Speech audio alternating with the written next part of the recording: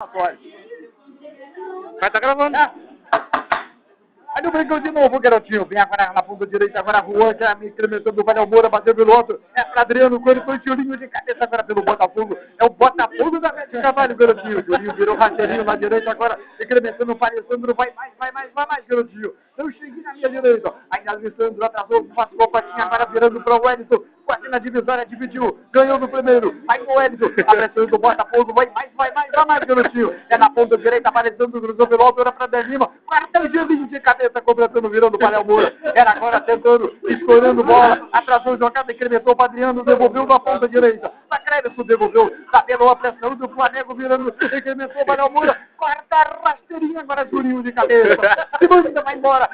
Vai mais, garotinho, a pressão do Botafogo, virando na direita. Agora Del Silva, tá na dele, tá na boa. Descolou, passou pro Moura. Ainda Del Silva virou rasteirinho. É agora, é a pressão do Botafogo. Silvio Simões entrou na área, virou, atrasou o Jobson. Carimbou, brincou. É agora, André Lima tirou, entrou.